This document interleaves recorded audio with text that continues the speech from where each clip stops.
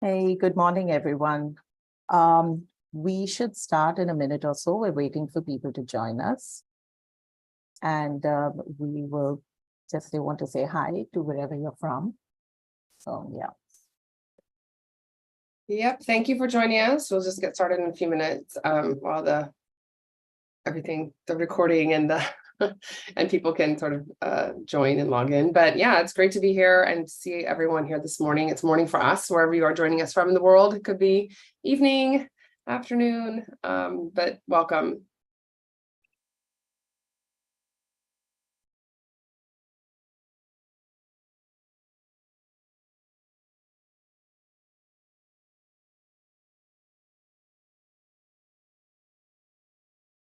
So we have quite a few people joining us, Kim. I think we can start in a minute. Okay, yeah, I can see a lot of people have joined. It's great to see some familiar faces on the in the participants list. So welcome. And I will talk a little bit about the red pen and maybe explain why those faces are familiar. But should I get started, Natasha? Let me know when. Yeah, I think we can start now. Okay.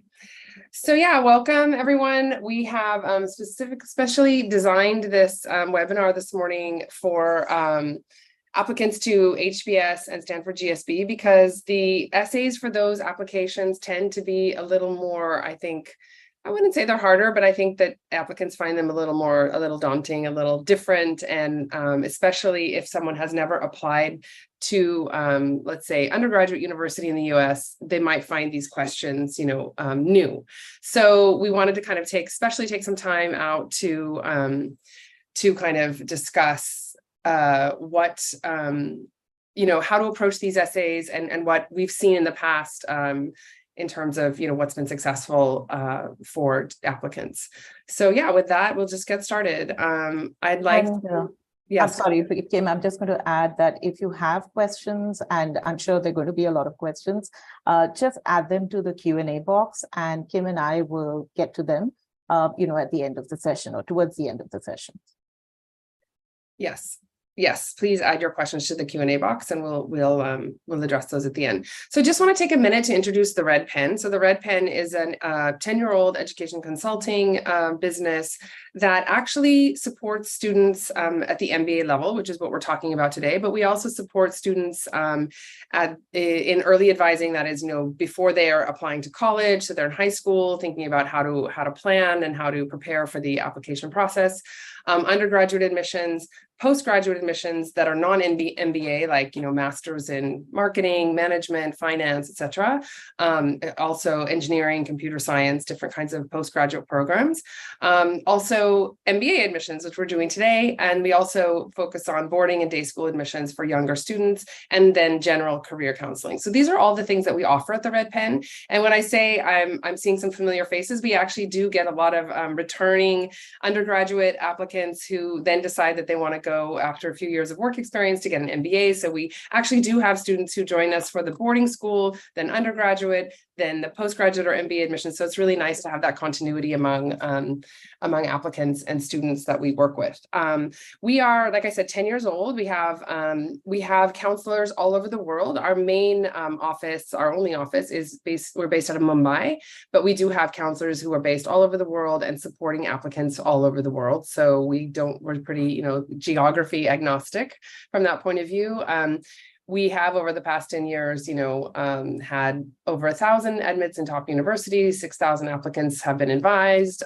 These are just sort of general numbers to give you a sense of how much experience we have. So 70 team members representing 9 nationalities. As I said, some of them are in Mumbai, but many are all over the world. So that helps us support people in different time zones, but also with different kinds of backgrounds.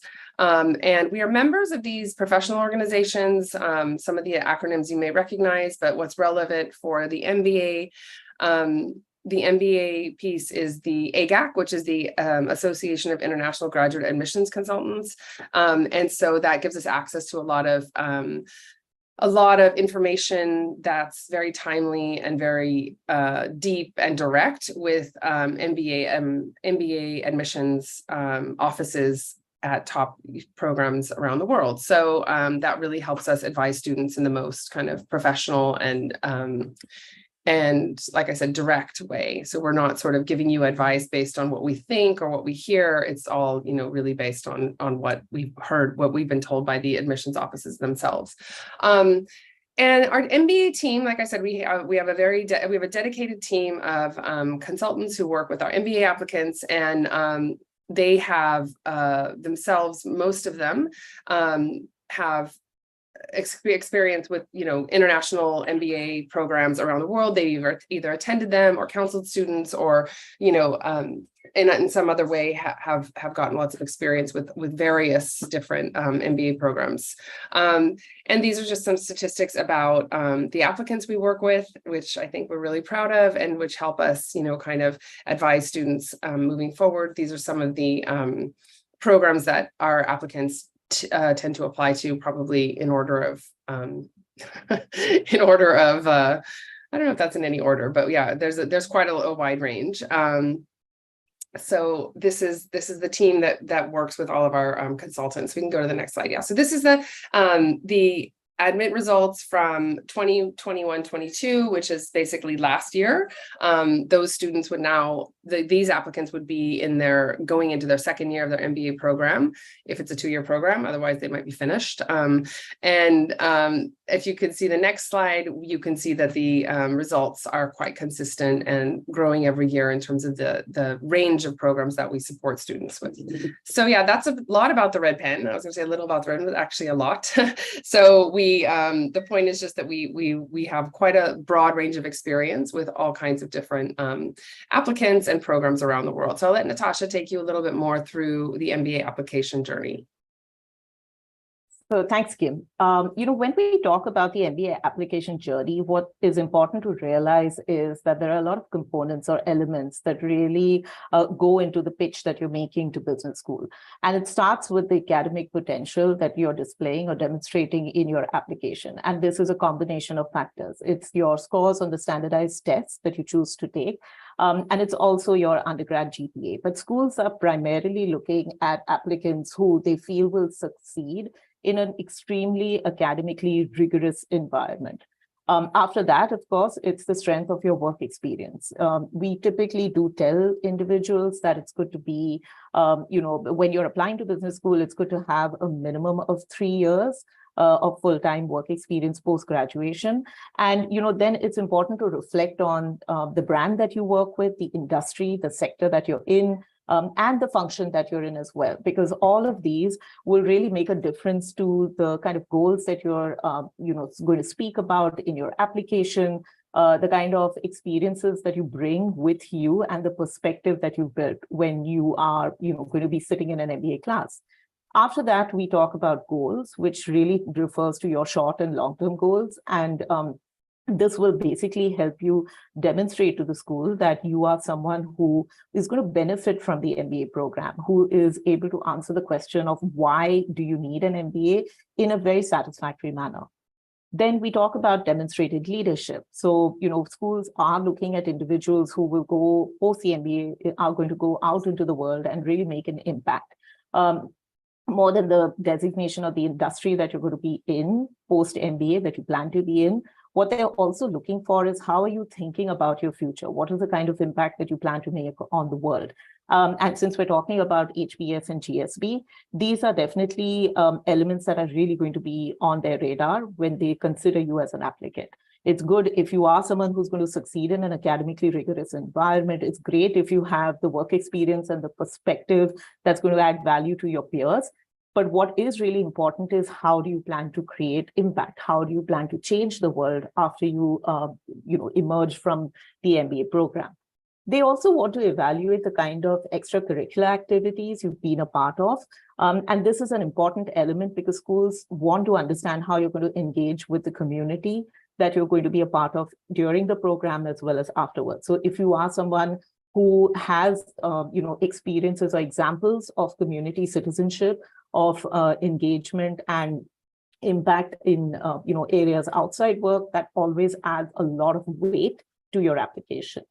Finally, at the top of the pyramid lies the fit, the kind of cultural and program fit that you're able to demonstrate through your application. And that really speaks to whether you visualize yourself at the school and how you're able to convince the school that you are a good addition to their program, because their ethos and their value system really resonates with you in a very fundamental way.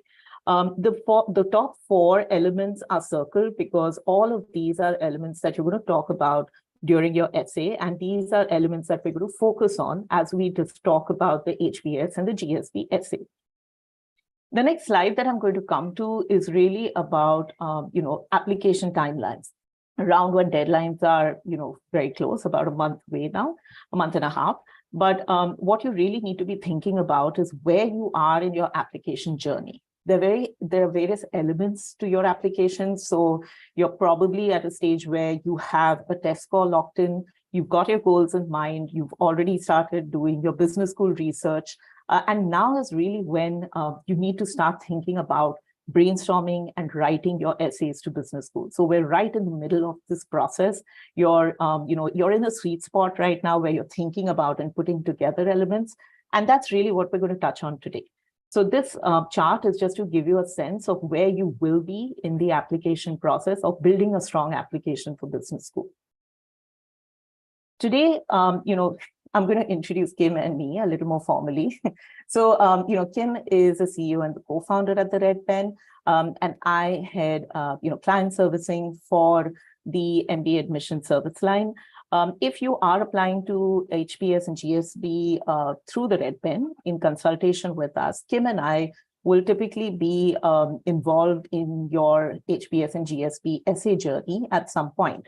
So, we typically will review, we'll give suggestions, and we've seen so many applicants go through, through us to Harvard and Stanford that, you should know that a lot of what we're saying today is really going to be built on our experiences and just the connect that we understand from admissions officers at these 2 schools. So with that, I think what we're going to do is we're going to run a short poll before we start off with today's webinar. So we have a poll that's going to run about these 2 essays. And if you're someone who has read the essay prompts, I think what we'd like to understand is what is it that you find, the most difficult or the most challenging about these 2 essays. So I'd like if you guys can take a minute and really think about it and respond to the poll. So, is it the time? Is it the narrative? Is it about whether you just answer the prompts in a satisfactory manner? Do you worry about being judged for the answers that you give? Or do you wonder whether you need to answer these questions with personal or professional examples?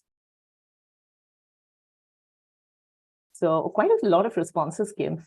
It's going to be really interesting to see this. Yeah, I'm so far not surprised, I have to say, with what people find difficult. Yeah. Should we leave this for a while or go ahead or what? No, so I'm just going to end the poll, and I think everyone can then see the answers. I'll just share the results. Yeah. And I think it's no surprise. I think it reflects what we see year on year, that we have a lot of elements that people like to talk about. You have a certain way in which you view your life. But when it comes to really writing an essay with a very, very open-ended prompt, you always wonder whether what you know about your life and about yourself and the perspective that you have, whether it is really unique enough and whether it stands out in a really competitive pool of applicants to these 2 schools. So I think these are very valid concerns, and it's something that we're going to talk about while we discuss these essays. So Kim, and with that, I am just going to hand it over to you. Great, thank you. So I just want to go on now and talk about the 2 business school programs, the schools and their essays. So just to begin with the very basics, what are the questions? I think that's a really important part of this process. These are not just two essays that are exactly the same. They're different. The business school programs themselves are different, though they're quite selective.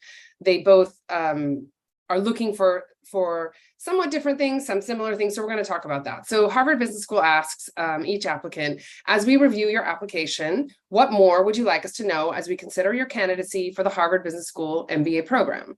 So they ask for 900 words. You should stay around there. And this limit of words, if I'm not wrong, Natasha, is new. In the past, it was unlimited. So now there's a limit. Can we go? Yeah.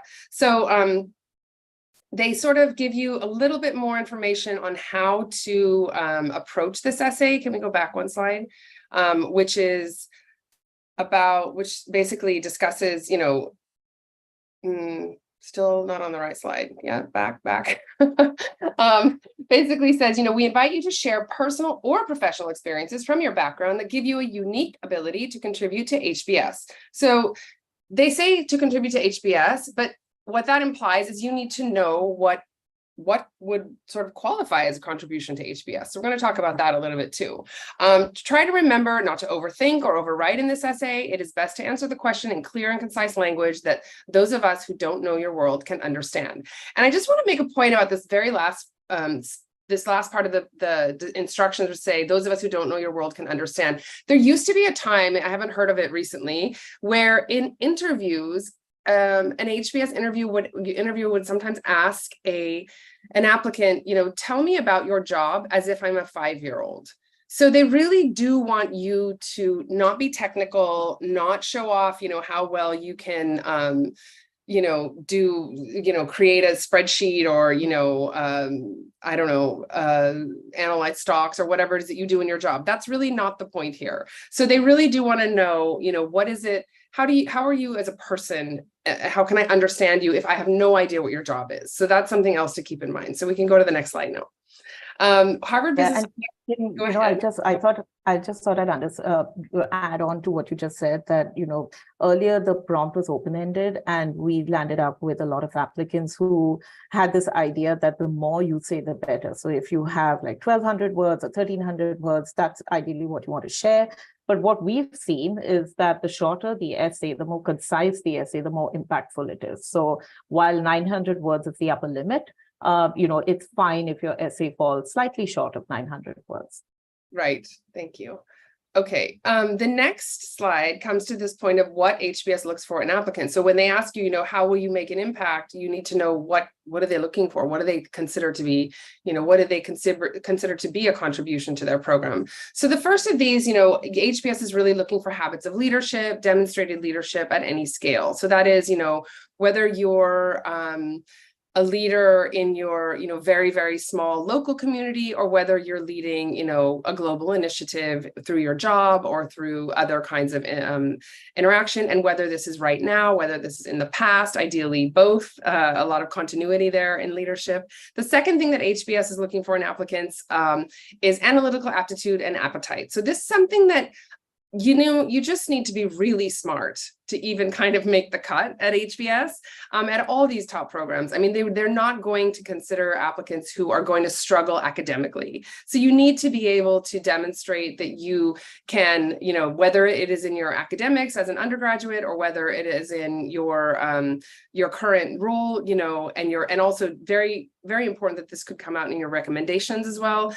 Are you smart? Can you sort of master the analytical and quantitative concepts? So it isn't that your job has to be only that. You don't have to be sort of, a hedge fund person to get into HBS.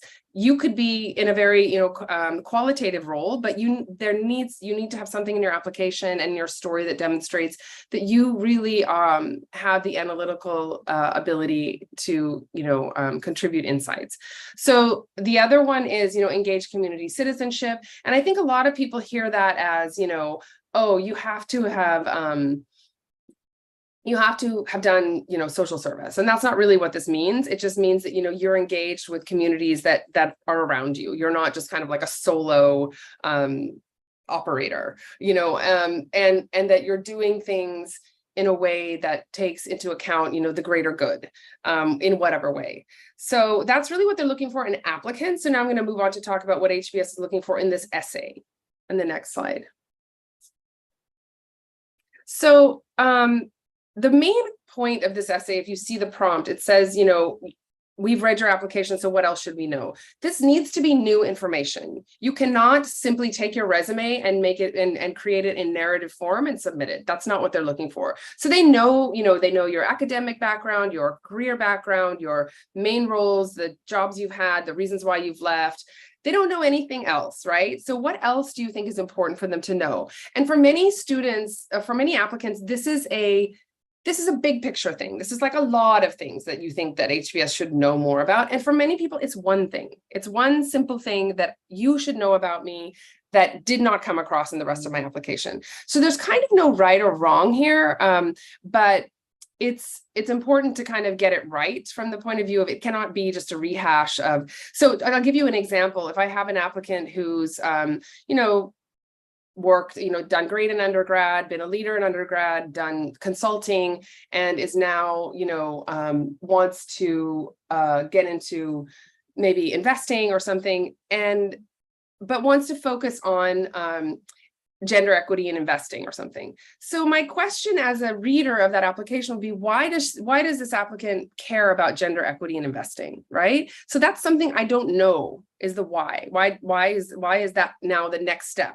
So that's something that you might, that is something else that you want the applicant, that you want the application reader to know about you. So it's not already there. It's kind of hinted at, and you can elaborate on it in this story. So then you can talk about, how gender has been important to you for whatever reasons. And again, like I said, it could be many reasons. It could be all the way from, birth and your grandmother to, girls that you've mentored in college. Or it could just be one thing, one time when, a female applicant was, sort of dismissed, or something that where she felt that, her perspective was most important. And that's the one story she wants to tell. So whatever it is, it needs to be something else. So that's one thing I'm obviously emphasizing a lot. That's point number one, what they're looking for in the essay. And that's literally what they ask you.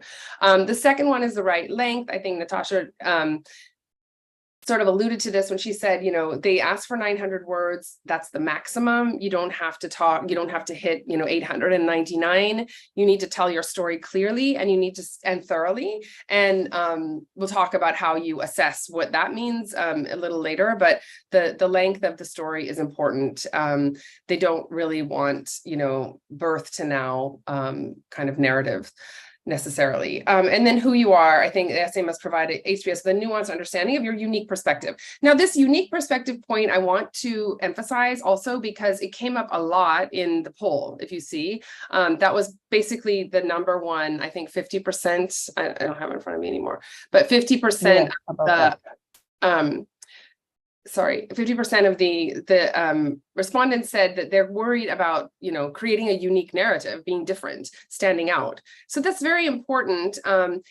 And the reason, and I think it's a very hard thing to have perspective on, because as a person, I may think that my experiences are totally unique because I've had them, and they probably are, but whether I've articulated that well to the admissions committee or not is another question, because the thing is, I may be able to say, this is something that happened to me. This was very unique.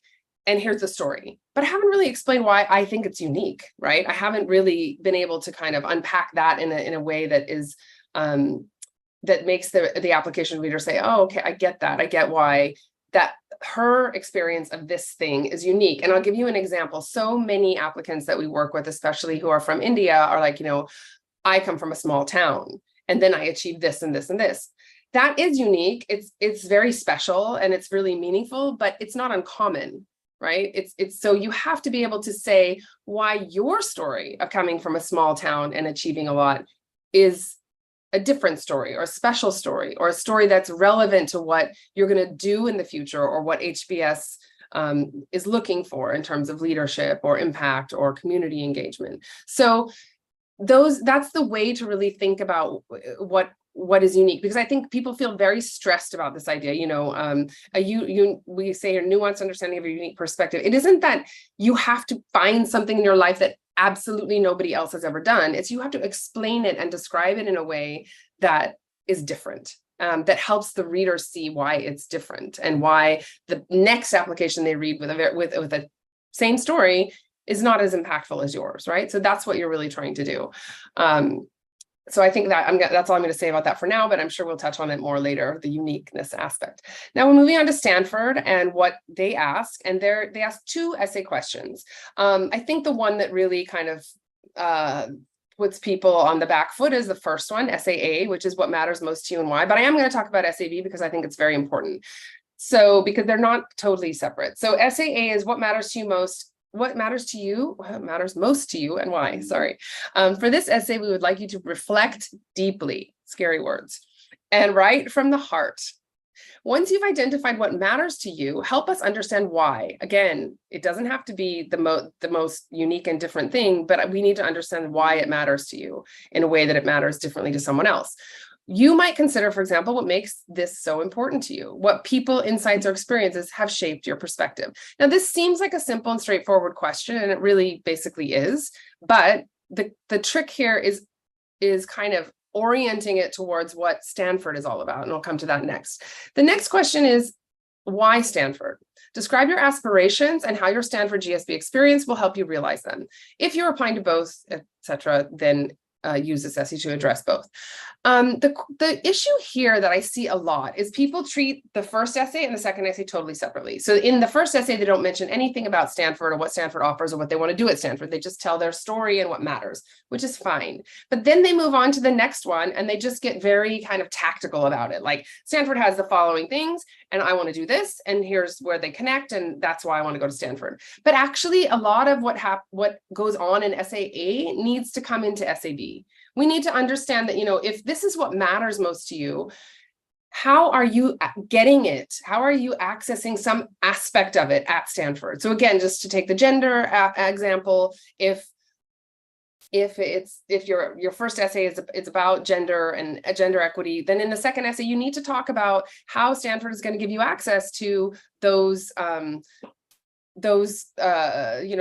kind of learning and perspective, right? And it cannot just be in this class, in that activity, in this. It needs to be much more about, the nuances of what happens every day at Stanford. So I think that's really important in terms of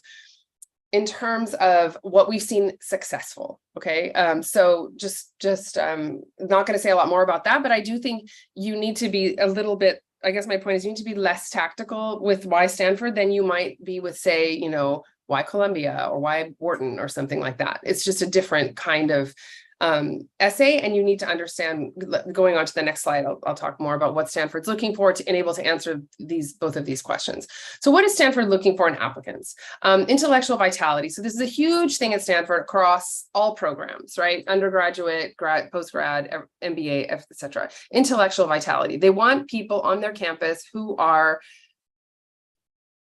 thinking dynamically, contributing in a way that is unexpected and are just like on, right? Switched on, ready to go, and open to, to exploring ideas. So that's a really important aspect of Stanford in general. So how do you approach situations, interactions, and problems? If you come at this question, if you come at a Stanford application as, I have done, my job role has been this, I've executed it perfectly in this way, and therefore I'm ready for business school. That's really not what they're looking for. They're sort of like, there's a lot of people like that. We're looking for someone who's a little more, even if you've had, very box standard jobs, what have you done that's different? How can you even forget about what you've done? What do you think about those experiences that are, that demonstrate to me that you have a new perspective, having done this very box standard thing. You can see like what are the opportunities and what are the solutions that haven't been approached that you're ready to engage with. The second is demonstrated leadership potential, somewhat similar to HBS. However, if you watch a couple of videos on the Stanford GSB admissions website, you'll get a very strong sense that, they are all about change, transformation, changing organizations, changing the world. And you may not have done that, and you may not have even had that in your sights for now, but how do you engage with that kind of messaging and that kind of ethos in a place, right? So whether it's what you think you want to do in the future, whether it demonstrates what you've done in the past, you have to be a person who thinks with the concept of changing things for the better. So again, small scale, big scale, whatever, but that's change, changing organizations and changing the world is what Stanford's all about, GSB is all about. Okay. And the third one is, again, community engagement, how you involve other people. And then again, not just, that solo operator, the person who is, who's just doing things, really good at doing things independently. So somebody who can bring other people in, engage communities, and sort of see the bigger picture.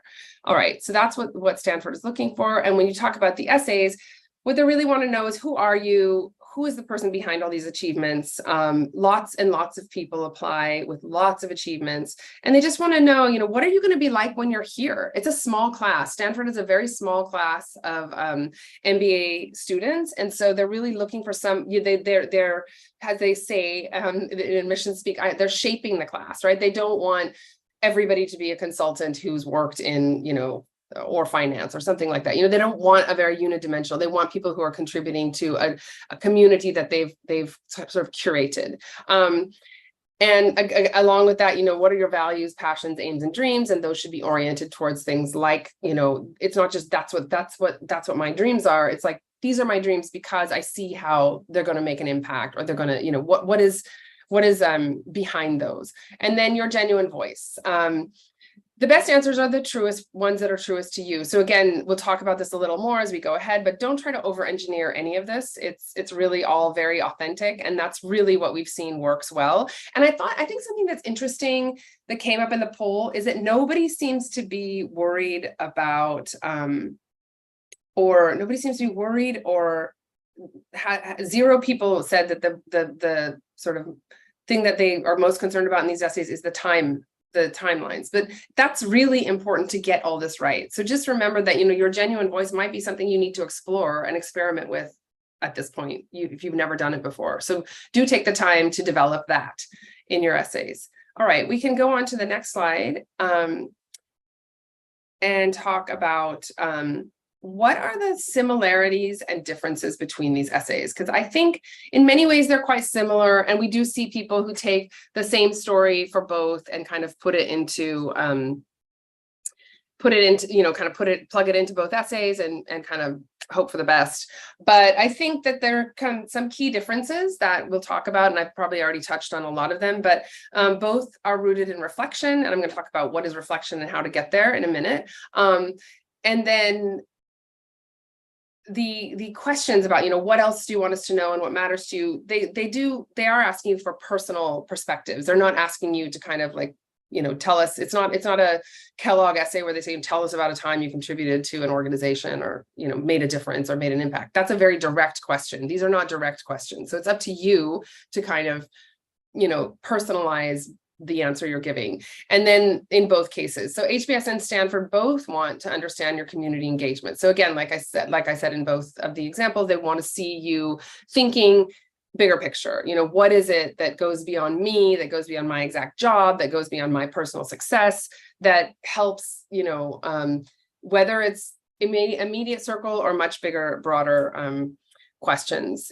How have I either already engaged with that, or do I envision engaging with that in the future? So both of the essays sort of need to touch on that. And then the main difference is, and I do think they're very different. In fact, I've seen students who wrote completely different essays, different topics, different approach, different tone, totally different essays for both, and successfully got interviews at both. So I think that's also something to consider, that if you don't feel like your HBS what else essay is really reflecting what matters to you, then change the topic. Okay, because I've definitely seen that works. And usually when people don't change the topic, but they should, they're just either just being lazy or they run out of time. So I just feel like, it's really important to ask yourself, okay, I've answered this HBS what else question, but does it really reflect what matters to me? And then vice versa. You really need to think deeply on that because they're two different questions.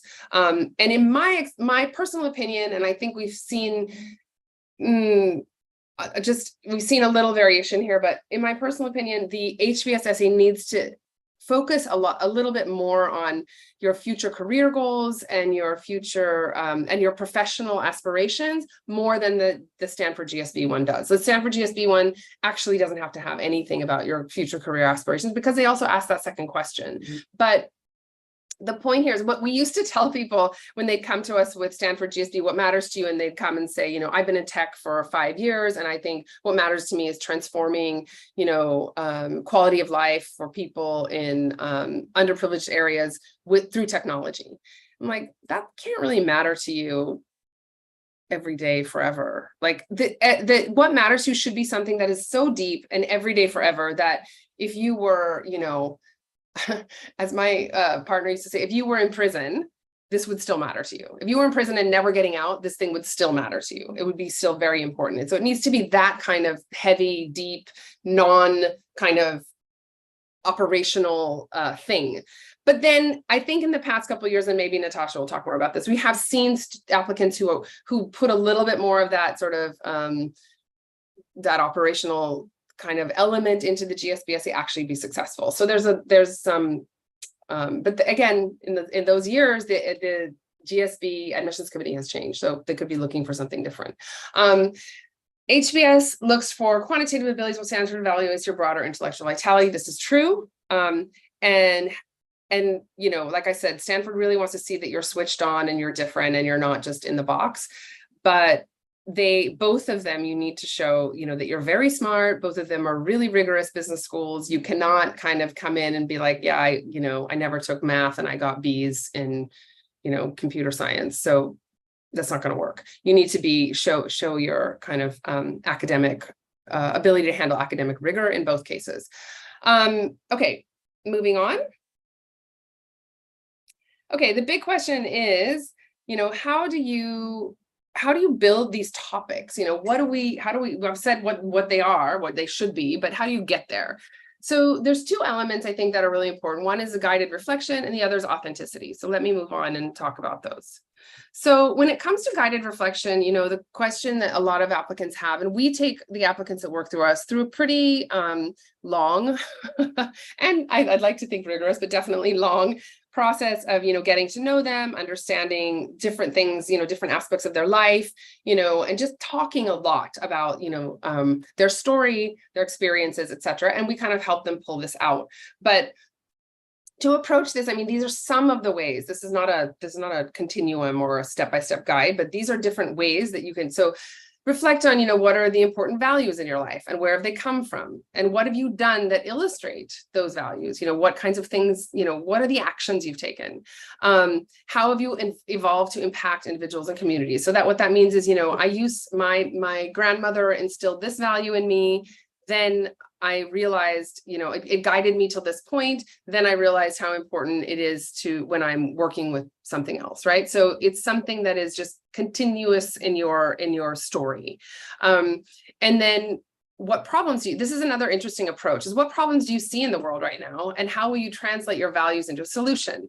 So that's an interesting one, because I think a lot of times people just say, I've done this and I want to keep doing this, or I've done this and I realize I'm good at this and I want to keep doing this. But I think, I have, I'll just give you an example because I think that's easier. I've had, applicants who've worked at, say, big organizations that do things in a pretty process-driven way. And that's great. And that gives you a great experience, but also gives you a lot of food for thought of how to do things differently, right? I've seen X in this organization and it's worked really well till this point, but A, B, C, and D are being left out. And my vision is to somehow pull in A, B, C, D, right? So that's why I want to go to business school. And that need or that sort of identification of ABCD being missing really stems from the fact that, I have this value or I had that experience and I know how important it is. So this can be, this needs to be a process of thinking through your experiences and really connecting the dots. And this is another thing that takes a lot of time, right? If you're sitting there right now saying, I'm going to write these essays in a couple of months and they're going to be about, my grandmother. Well, that's probably not going to work because there's probably a lot more elements. Firstly, there's a lot of people who have grandmother stories. There may be a lot of elements about what you learned from her that are going to need to, need to be a part of what we say here, which is, how do you translate your values into a solution? What are the solutions? You need to go beyond just that story and that experience. So yeah, this is not an easy part of the process. It takes time, and it's something that you can do with a consultant, you can do with a friend, a family member, lots of different people. It's a good idea to kind of approach this from a multidimensional perspective and see what works for you. Okay, the next step.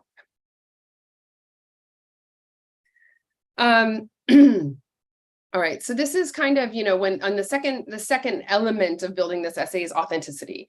So authenticity, I think what that means is, I think it's really important it is very important to think about, where, if you know someone who's been successful in this process, what did they do? How did they get there? But you don't need to copy other people, right? There's no kind of formula that we've seen that, okay, this worked for this person and there's a 10-point checklist and I checked it all. So rather than that, kind of approach this as, who am I? What do I want to say? And then these are kind of the elements of that, of how to get to authenticity. So, what is unique about you? You can start with that, but like I said, it needs to be not just what is unique about you, but what is unique about you and why is this unique to you? I mean, the unique point is kind of hard to get to, but it's always there. It's just, sometimes there needs to be that extra kind of depth in the identification of it. And what life experiences are important to you, again, coming from a small town, being exposed to something at a young age, being exposed to something at a later age that you never knew about. What are those things? I had someone once write a really interesting essay about how when he got to college, in engineering or something, maybe, I can't remember, he realized how important all the things that were not part of his engineering education to that point, how important they were for helping him think about problem solving. So things like, literature and history and different things like that. So, I mean, that was a part of, what he wanted to bring into the conversation now. And it was something that happened to him very late in life. And then aspects of your personality that you want to present to business school. So, like I said, you really need to present to them that you're very smart. And when I say very smart, so the question is authenticity. What shows me, or what shows the reader that you have this academic ability and you can handle the rigor? So where does your sort of intellectual strength come out? That's one thing you may want to present to them, and you need to think about what that is for you, because it's not the same for everyone. And what are the examples and experiences that you can bring in that help them see that? Okay. And, Kim, I just want to add to what you said. Sure, please. At the Red Pen, what we also do is we make individuals go through a fairly intensive values reflection exercise where they really need to think about values that matter to them, and really boil it down to what they believe in, like a value system that they believe in, not just a singular value. And doing that really helps them identify the life experiences that mean something to them. So if you think about life experiences that are important to you in isolation, you'd probably not have that level of deep thinking or really linking it to what matters to you, which is an important component of both essays, that personal perspective. So think about values and a value system that are important to you, and then think about, life experiences and examples that really tie into that value system, either because they validated them and took them forward, or because they challenged those value systems. So both ways, it's still a useful exercise to go through. Yes, I great. I did mention that we go through that long process, but there's it sort of continues and goes on when it comes to sort of identifying this this authenticity. And I'd like to just say that oftentimes, you know, we are very willing to talk more, go deeper, say more, but we find that applicants, and Natasha, you can confirm or deny this, but I find that applicants, they want to be done. They want to not to go deeper. They want to just move on and get ahead and get on with the process of writing the essay, which is fair enough. But if you want to really, you know, kind of, you need to take a lot of time and be very willing and open to this process to do well. Yeah. Okay. So going on, yeah, refining your narrative, our advice. This is where are you gonna take it from here? Yeah, I'll take it from here. All right, yeah, thank you. So, you know, a lot of what Kim just said is stuff that is going to really help you shorten the amount of time that it takes you to write the essay. And the reflection and the values reflection and making notes on each of the elements that we spoke about might seem time consuming, but, you know, what we found is when applicants do that and they really devote the effort to doing that part of the exercise, it makes streamlining and writing the actual narrative a much shorter process or a much quicker process. When you get these elements in place, you've reflected deeply, you've figured out what matters to you and what your personal brand is. You've, you know, just identified the stories, your life stories that really back those up and show an evolution of that thought process. You now have everything on paper, and you might realize that that document is running to anywhere from like 500 words to 2,000 words. And then you start wondering, what is it that I start moving forward with? You know, which of these elements do I start moving forward with? And I think the basic principle that you need to keep in mind is every sentence of your story needs to take your story forward. So if you find yourself saying the same things in different manners, or if you start thinking about things like, you know, dialogue between two characters, or, you know, describing a story in, you know, a lot of detail, you might want to then start thinking about trimming those pieces out. What the reader needs to know, a reader who doesn't know you needs to know, is your perspective. So if you find yourself spending a lot of time on describing situation, describing dialogue, explaining things that are in your native language in English, those are elements that can move off the story. And what really needs to remain is the essence of what is important about a particular story. You need to think about your goals and have your goals in sight whenever you're writing these essays. So your sense of purpose is, you know, for these two schools is really bigger than saying that, you know, you want to be a product manager, or you want to be, you know, you want to be someone in social impact, you want to join this company. That is part of the journey, but your larger goal needs to be what is a problem that you see out there in the world that you want to be a part of the solution for. So when you identify that and you know what your goal is, your ultimate goal is, you need to look at your essay and really see whether there are contradictions in your essay. Are you describing things which don't really give a sense of how your perspective around this particular problem has developed?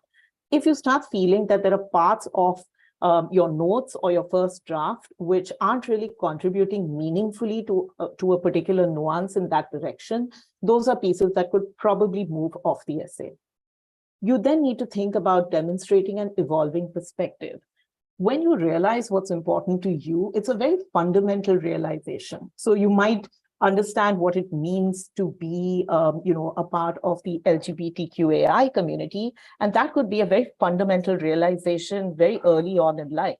But what matters since that point is the experiences you have, which show you dimensions of the problem, which show you what it means to struggle at work, what it means to be, you know, a victim of stereotypes, what it means when you see another set of people that are facing a problem, because then you start adding layers to that problem. You start realizing the different facets that, you know, a particular situation has. So your essay fundamentally, whether it's for HBS or whether it is for Stanford, needs to demonstrate that your thought process evolves over a period of time. You then need to start thinking about the scale and scope of your vision. Sure, you know, you want to make a difference in the world, but what you need to really think about is, you know, what does that mean in more, quantifiable terms. When you want to be part of a solution, you might want to be a part of a solution first, regionally, it could be at a national level, it could be at, a global level. And when you're creating your application for HBS and GSB, you really need to think beyond yourself. You need to think beyond the community that you are helping at this point before your MBA. Because what you want to do post your MBA needs to be fundamentally transformational. You really need to think about how the solutions that you implement are going to impact not just hundreds, not thousands, not 10,000s, not 1 million people, but it can be enduring. It's going to impact generations. It may impact a nation. So you need to have a broader vision that is still quantifiable in terms of the kind of impact you want to deliver. You then need to think about repetitive information. Sometimes, there can be two kinds of repetition. You might have a singular idea that's getting repeated through the essay, and in which case you need to identify how you want to reposition one of those examples. Maybe one example is part of a fundamental realization. Another example may be part of the evolution of that. So you may want to reposition it. The second kind of repetition could be that when you look at your form, your resume, you may find that something that you described in a lot of detail in the essay requires you to write the same thing in another part of the application, whether it's your goal statement.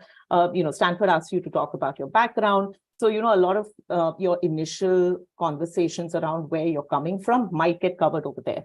It might get covered in the resume. If you find that those are elements of repetition, then you need to remove them from the essay, because what you don't want is information from other parts of the form being replicated in the essay, because that means that you're not providing a school with new information or new perspective.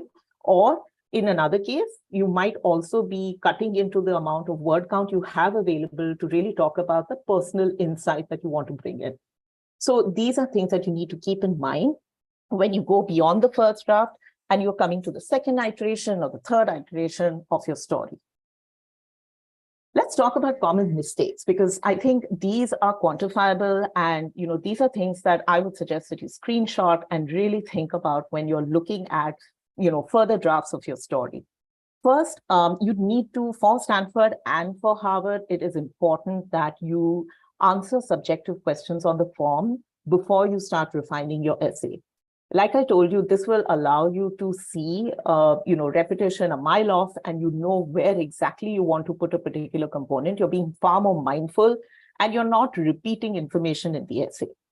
So a lot of us will write the essay first and write this beautiful essay, and then look at the application form and realize that a lot of those elements are getting covered elsewhere.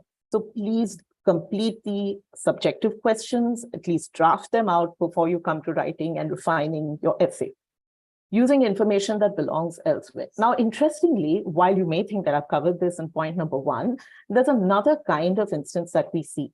Sometimes something is not mentioned on, say, for example, your resume, but you've said that, okay, I'm not going to put it on my resume, but I want to say it in the essay.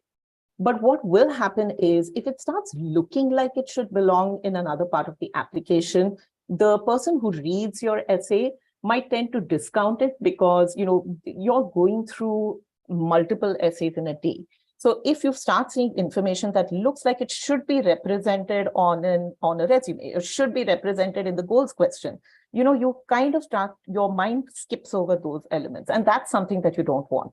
So if you're going to use information, ensure that that information is not represented in a way that sounds like, and very commonly this is an error, that it sounds like it should have been on your resume. That sounds like it should have been on your LOR. That sounds like it should have been part of your goal statement. So again, writing the form before you attempt the essay will ensure that this particular error is minimized. Another point, and this is a far broader point, is aiming to create like this epic narrative. What tends to happen is, when you're confronted with a question like, what matters to you? It tends to be something that requires a lot of deep reflection, but when you start writing, you find yourself really building a story where you're very descriptive. You start thinking about various quotations that you could use that just make sense, and maybe they resonate with you very strongly. You start thinking about how you can make the story richer by adding even more detail. And these are natural tendencies because, for a lot of us, that is the kind of writing that you learn through school and through college. And, it tends to be long form, it tends to be descriptive. But you need to kind of remember that you're applying to business school, and the purpose of this essay is very different from writing something that's very descriptive, very immersive. What you really want to bring out in both these essays is personal perspective, evolution of perspective, understanding problems fundamentally, and really thinking about solutions to that problems, either through your life experiences so far, or with the things that you've done, either through work or personally.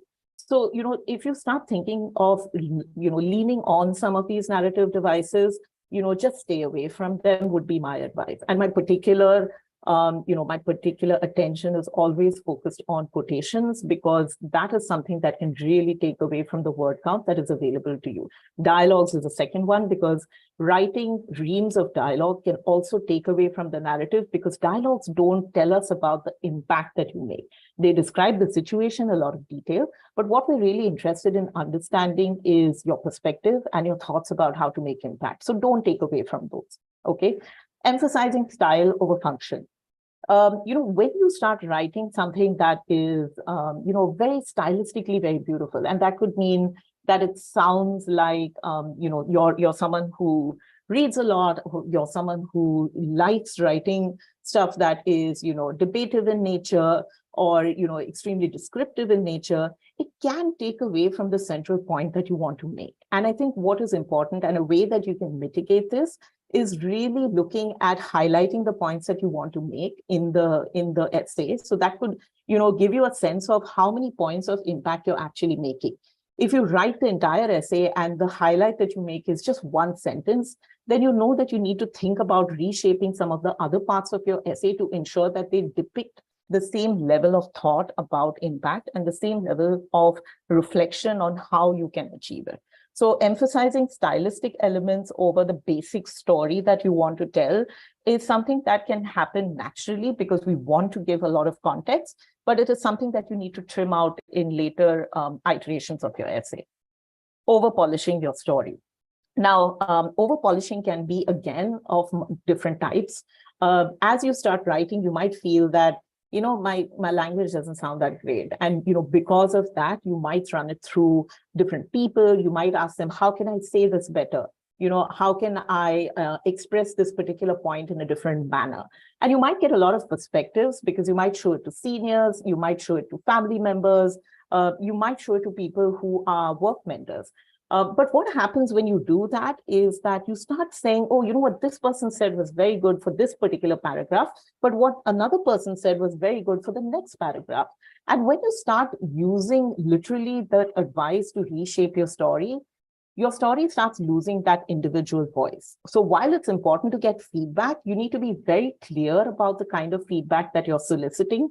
And the feedback that you're soliciting should be with specific questions in mind. I want to say this. Does this come out in the story? Instead of asking a more open-ended question of how can I say this better? Because then what you're getting is someone else's perspective on what you can say, or maybe how you can redo the words or the wording of a sentence. And if you do that with too many people, you might start finding that the essay does not really sound like you. It just might take away from the impact that might be there in your earlier drafts. So it's always important to go back and check earlier drafts to see that you're still maintaining that level of intensity of communication. I'm now going to focus on writer's block, because I think a lot of, a very common problem with these essays to these two schools is really having this crippling writer's block, which can probably be more overwhelming than the actual essay.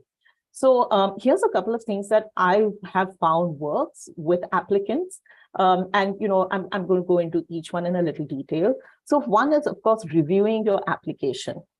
Sometimes when you keep your essay aside and you start looking at other elements of your application, which are also pretty intensive and have a lot of subjective detail, you might rediscover your purpose. You might say that, you know what, the idea that I want to convey is much tighter in this particular part of my application, in these questions. And it's sometimes when you look at those for some time, and then you go back to, your actual essay narrative, you might find that you have like this renewed perspective on what is it that you really want to say. Reevaluating your writing. Now, the second common problem that we see when individuals get stuck with the essays to these two schools is because they're really trying to write in a chronological order. So they want to have like the first few paragraphs focusing on early life and what happened in their childhood.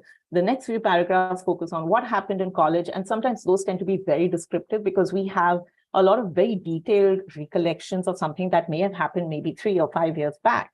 And then, it comes to professional stories and examples. And sometimes you need to break away from that thought process.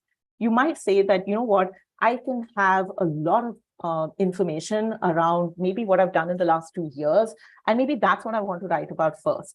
And that's fine. You don't have to follow a chronological order of writing about it. What you need to focus on is where the message is the strongest.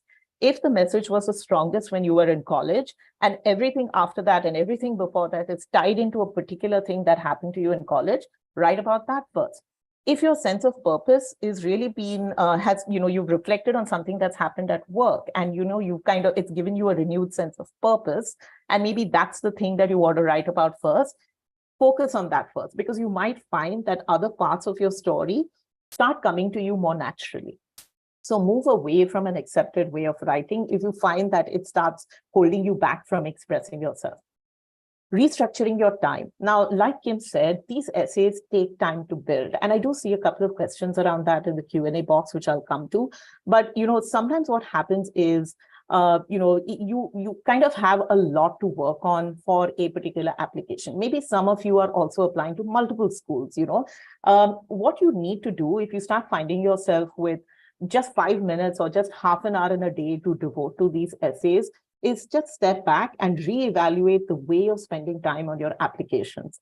I would say, there's no right or wrong. It really depends on the kind of person that you are, but you should be in a position to devote a certain number of hours a week to refining and polishing your application and therefore the essays. And give yourself time to do that.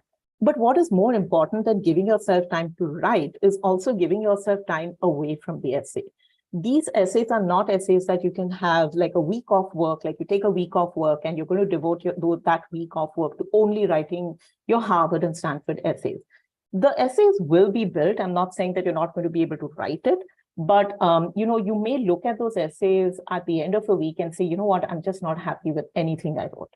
So taking breaks away from that material and focusing on other elements, whether it's school research, whether it is, just attending events, building contacts, sometimes take some time away, do those activities, come back to the essay. And again, everything that you've done is going to just help you look at your content, much more holistically and much more critically. Renew your perspective. Now, soliciting feedback is an important and a valuable exercise. But, you need to think about, who you're soliciting feedback from. And you need to think about what are the questions that you need to ask them to get the feedback that's going to help you. I would say stay away from asking very broad questions. What do you think of this essay?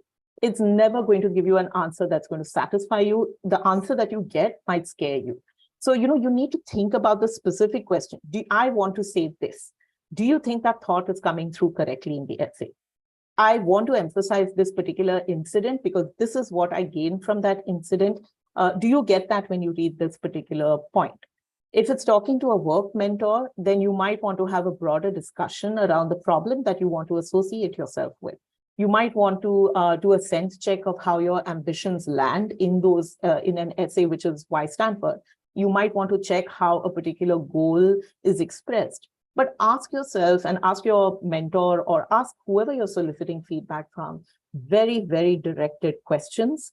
Also be very mindful of who you're soliciting feedback from. This will avoid any confusion, and it will also avoid you being overwhelmed at a point when your emotions are high, your nerves are short, and you're just spending so many days doing intensive research. I think, what I'm going to do is I'm really going to sum up, what Kim said and, the points that I've just mentioned.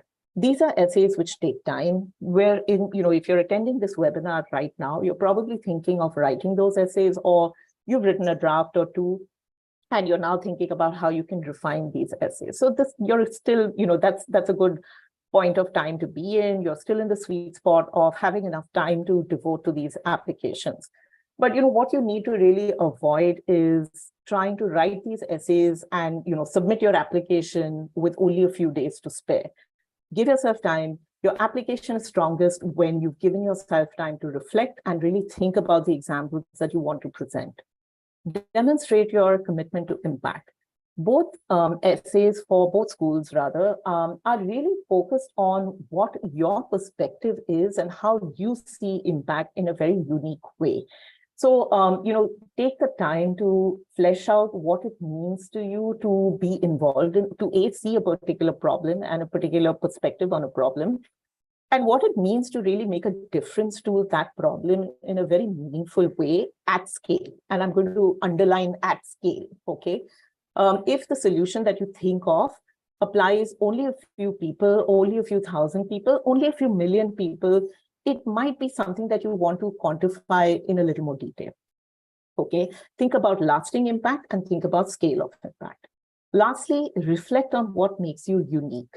And I would say this may require more guided reflection. So, think about the guided reflection points that we've given you, but really think about what is it that makes you who you are and not someone else. If someone looks at your essay and is not able to say, oh, this was written by so-and-so because I know this matters to this person, then it's probably something where you need to think a level deeper in terms of adding more context, adding more, personal insight into what makes you, you, okay?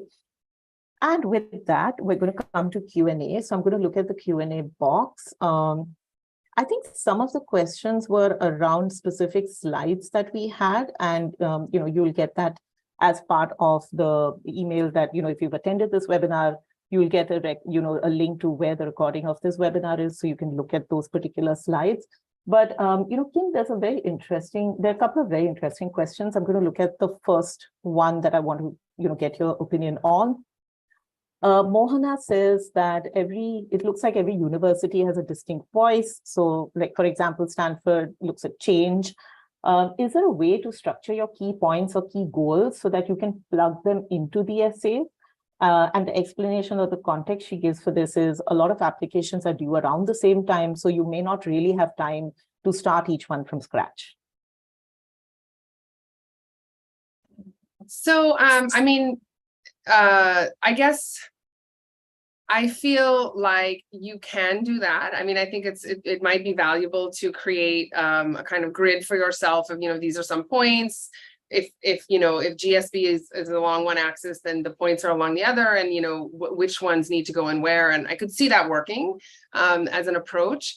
I'm not sure that the fact that they're all due around the same time is really the reason to do that, because that's just, you are going to have to work on them independently. But it is good to, like you're saying, have your thoughts structured in a way that, you think, am I covering everything? Is everything getting put in? And is it being related to what that business school is looking for? So yeah, I mean, there's a way to do that. I think, again, it just kind of comes down to what your process is and how you want to kind of put it together. I think, Natasha, you can say more about how we do it. Yeah. Go ahead.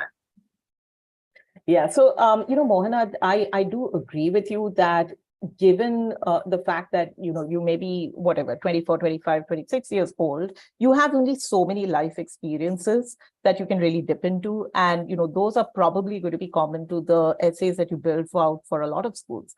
But what you need to really think about is that if you have an idea, and what Kim said is great. Like, if you have a grid where you have a sense of the schools that you're applying to and what resonates, like, what about that school really resonates with you? So if you see Stanford as really exemplifying change, and not just because we say it, but that's also what strikes you, then you need to think about which of those life stories that that grid, the repository of life stories that you have, are going to allow you to answer that question better. I would not say that it's a good idea to repurpose an essay across multiple schools, but it's a good idea to have a bank of stories written in a specific format.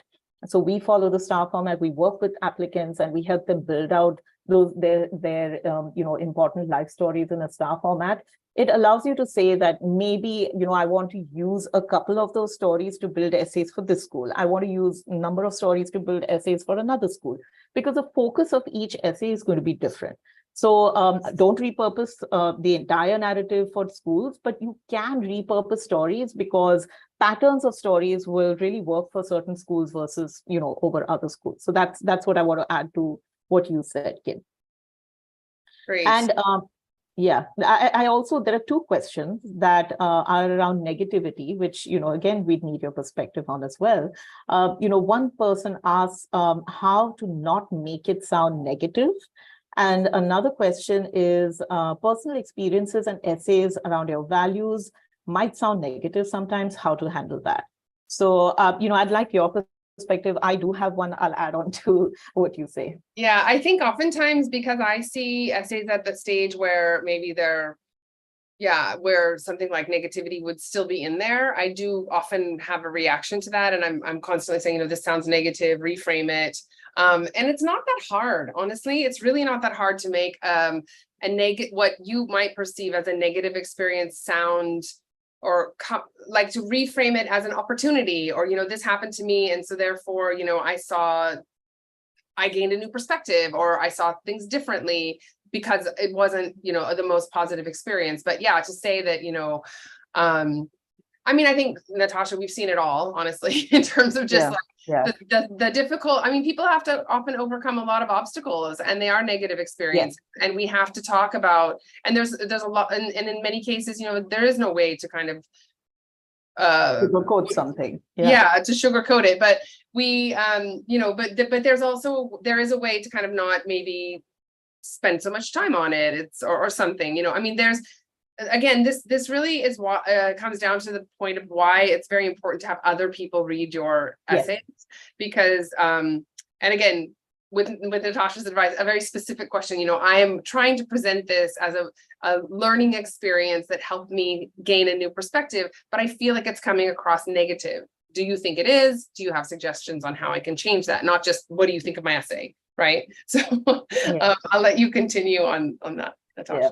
And, I'm just going to add to that because Kim and I really do see some instances where in the first few drafts, it might sound extremely negative, and that's fine. It's important to recognize that and to know that early on, or at least during the feedback process. But here's how you need to think about negativity. So if the negativity is in terms of an experience, it can be part of a learning experience. So if you present a negative, something that happened, which was a negative experience for you, it could be an important point of insight. It could be, a pivot in your story of how you kind of use that negativity to change and to learn and to adapt to a situation. So those are ways in which you can present it from a position of strength. Especially when people talk about things that could be, borderline or, actually traumatic for them, it's important to think of those as part of the learning experience. If you feel that the tone of your essay, which is, as opposed to, a situation, if you think that the tone of your essay or your perspective sounds negative, then, during the feedback process, it's possible to really land on what about it exactly is not coming across as, something that you're, approaching from a position of strength. And then you can think about really whether it needs to be in your essay or not, or you can reflect on it and think about that maybe I'm presenting it negatively, but through the feedback process, someone might say, no, you know what? I really think you're someone who thinks through things. You're not pessimistic, but you're someone who sees all the options that are available. And you point out things that could be failure points, in a particular solution. And that will help you understand whether what you're saying is really negative, or is it just something that needs to be repositioned or thought through a little more differently. So that's what I would say. And, we help clients a lot with, really understanding the tone of their essays, because that is as important as really the incidents that you go through.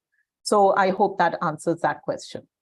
Now, another question, Kim, is also around, how any advice for someone from a research background. So I assume, you're talking about, how to present your particular background in an essay. I'm not really sure. So it would be helpful if you could give us more context, because, if it's around these two essays. So I'm just going to ask you about that.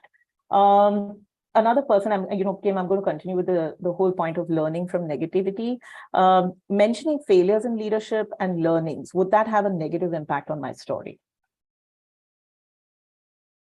So, meaning that a person was, has failed as a leader. Has failed as a leader. I think, if I understand correctly, I mean, I don't think there's anything wrong with that, that approach. I think, yeah, I mean, sorry, I just think it's okay to talk about failures in leadership and what you learned from them. I mean, really, it's fine. I don't know what you mean by. But it's about the amount of airtime you give to different elements of that.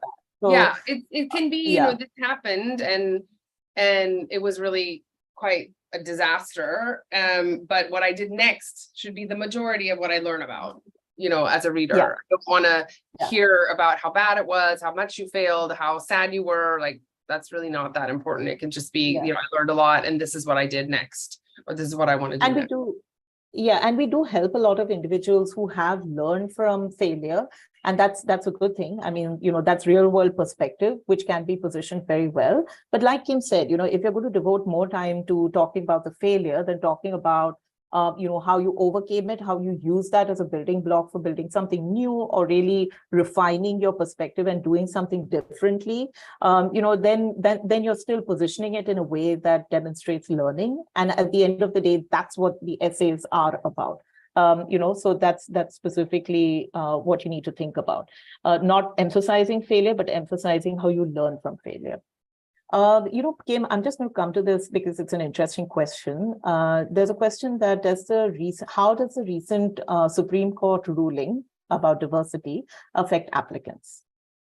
Yeah, I mean, I saw that question, and honestly, I'm not sure this has been really fully explored in the MBA, consultant community. And I think there's a lot of. There's some questions about, how it applies to private, MBA programs and things like that. But just to kind of overall talk about diversity in MBA admissions, I mean, I think the thing is that MBA admissions have always been a lot about diversity in very serious ways, and not just when it comes to race, right? So the thing about building an MBA class is that you need to have a lot of people from diverse backgrounds, professional backgrounds, who can contribute to, discussions in the classroom, whether it's around a case study or whether it's around a project or whatever. Diversity in MBA admissions has always been extremely important. And so I don't see that going away at all. And that is something that, may intersect with other kinds of diversity. I don't know. I don't have an exact answer to, whether it's going to really, I don't think that, and I guess my point is, I don't think MBA admissions has ever been about, just racial diversity or just gender diversity. It's always been about, diversity along lines that help to make everyone's experience in the classroom richer. So to the extent that continues to be a part of the process. That perspective is coming into the evaluation process, then I think it's not going to change much. Yeah, and I think if your question is more around, is it going to impact the application, the kind of application you're building out, or the way you're evaluated, I don't think, schools are going to continue to look at how diverse your perspective is, how inclusive your perspectives are, and how you're really thinking about others and the communities that you're a part of. Is it going to impact, the way the class is built out? Perhaps not, because again, diversity of perspective is always going to be important. So that's the answer that, would matter at this point. So, okay. Is there a strategy to address showing impact in case it's not as substantial as you'd like, or when compared with others? And I think, one of the things that I want to mention here is there are no small stories, but what you need to think about when you're applying to these particular schools is really thinking about impact in a more meaningful way, because again, you're going to be applying to two of the world's most competitive programs. So you need to think about and do your research into your fit with the program and, how you want to demonstrate that in your essays. How you demonstrate that through your essays and how you think about and showcase impact is important.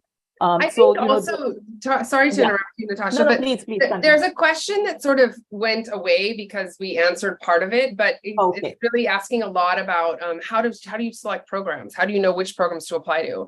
And I think, there is definitely a case to be made for, if you don't have the right stories and the right experience and, the kind of level of, I don't want to use the word impact, but the level of kind of vision that these two programs are looking for, you should not apply to them. I mean, honestly, it's like not everyone is suited to these programs, and it shouldn't be a matter of, I just want to crack them and that's why I want to apply because they're the best. If they're not right for you, you're not going to have a good experience, and you're probably not going to be successful in the application process. So just going, kind of building on how do you frame a less impactful story into an impactful story for an HBS or GSB application. One is maybe think about that, whether you should do that at all. Yeah. And second point is that, how do we decide on which programs? And I think there is a lot of this, usually like Natasha said, we do go through a long process with applicants when they're onboarded, and oftentimes people come with, I definitely want to apply to this and this program, but I'm open to the other 3 I want to apply to, so we don't have an exact number. Like we say, you must apply to 3 in round 1 and 3 in round 2 or 5 in round 1 or whatever, that we don't sort of do that. It depends on you, how much time you have. And we definitely kind of give you advice on what we think, but we are not sort of rigid about it. I think when it comes so I don't think it makes sense to apply to 15 business schools in one application cycle, round 1, one entire year. That's too many. So that's a very high number. Usually we see people applying to around, I would say 5 to 8 would be the max, right, Natasha? And 8 would be the max.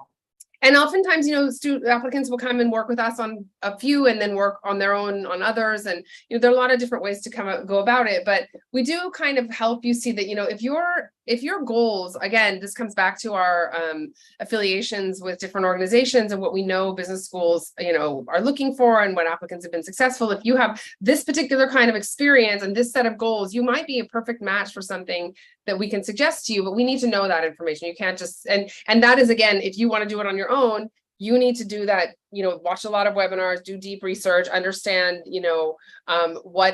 what the institutional priorities of these business school programs are and where do you fit or match, and you may not, right? I mean, if a particular business and that's program, okay. It's not. Yeah, it's okay. If a particular business program is like, we're really trying to get our gender numbers at 50-50 and you're a male applicant, your chances in that year may not be great if you're not a strong applicant already, right? I mean, it's just and that's, I'm just saying that it's not so much the case that, maybe a male applicant shouldn't apply, but definitely a female applicant should, right? So because we know about that priority that program has. So, there are different ways to identify the right fit, and it could be something as simple, like I just said, about gender numbers that a university is trying to get to a certain place. It could be something else. It could be wanting to build out, their offerings, sort of have more enrollments in their offerings in tech, or so they're looking for people with that kind of a background. You just, you have to explore all of this through the information that the business schools research. Research and the information that the business schools are offering to you. And I think it's very important to get the information directly from that source, because you will hear 100 people tell you, oh, Wharton is a finance school. Oh, Stanford is a tech school. It's not true. They all do a lot of different things. You need to look at this yourself and yes, different programs have different strengths, but they also have niche programs. They also have different offerings. They also have places where, they are trying to stretch, and you might fit in there. So, keep that in mind and do a lot of research to identify the right programs. And I just want to add on to that if you're applying to Stanford and Harvard, don't go off of what you get on the website. You need to do a lot of detailed research, into the school and then build out your application. So, you understand exactly what the school is looking for. You understand what is of interest to you. The worst thing you can do is apply to the school because it's got a great ranking without evaluating how you are a fit and, how that school particularly matches the ambitions that you have. So that's point number one. However, point number two, which I'm going to, mention with the amount of context we have, which is this question, is that if you're thinking of impact, what you should not do is, really compare your essay and application to 2 or 3 other people and say, you know what, theirs sounds better and mine doesn't sound that great.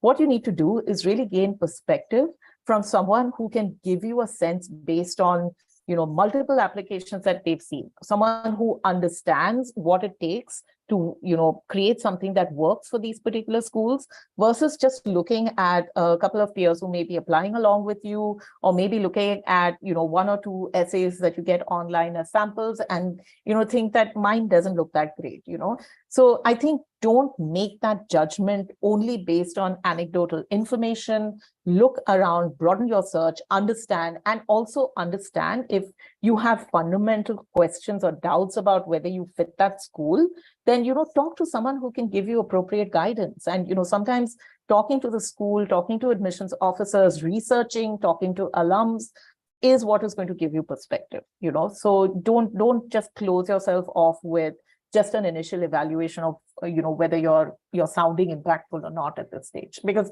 it's still too early in the process to make that judgment. I think, Kim, you are answering one question, which is around a gap.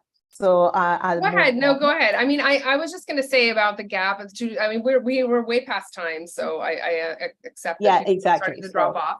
But just to answer that question, a 2 to 3 month work gap can be addressed in essays. Honestly, I mean, what I always say is the best way to address anything in an application is with the truth. What happened? Why did you take a gap? What did you do during that time to make sure that you didn't sort of fall off the professional path? And what are your plans for resuming? I mean, really, that's it. If you took a gap to work on MBA applications, that's not going to really go over very well. So don't do that. Yeah.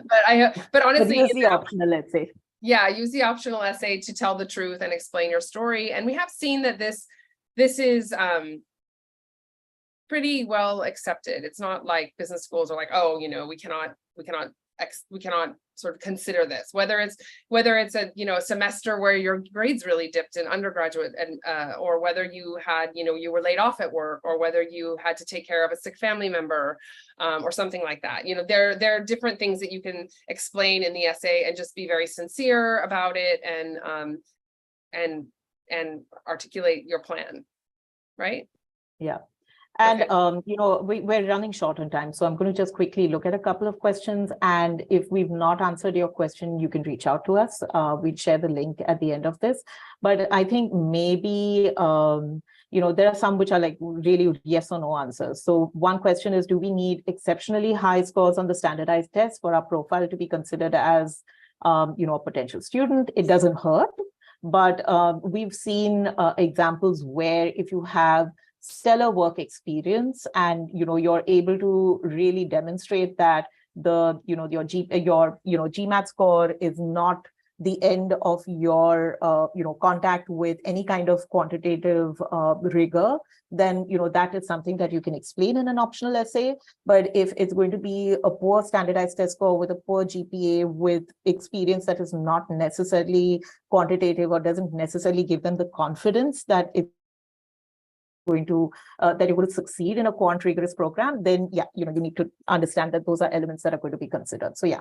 Yeah, I think, Natasha, I answered another question earlier about how important is the GMAT score, and I just said it's important. It is important. It is important. The instance, just to be clear, the instance that Natasha's talking about, the instances that she's talking about where, you have stellar work experience. Stellar work experience does not mean, I was in, a top consulting firm and a top private equity firm. That's not, that is stellar work experience, but that's not what she's talking about. She's talking about, somebody that's impact driven.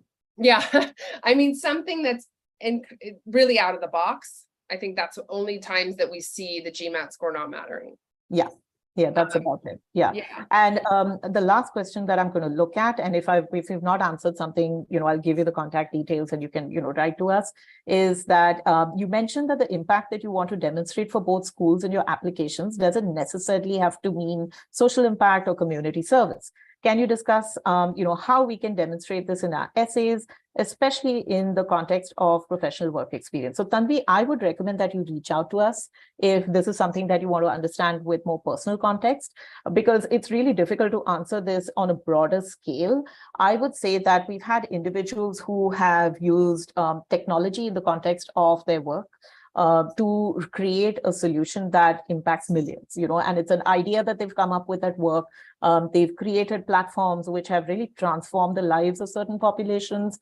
We've had individuals who have believed in a cause and shaped their professional experience in order to pursue the solving of a particular problem. So that is how you can use your professional experience to demonstrate that you're really committed to a cause. But if it's something that's very personal to you and what you want to demonstrate in a Harvard or a Stanford essay, I would suggest reach out to us, because then, we can help you with more context. But this is broadly, the way you look at.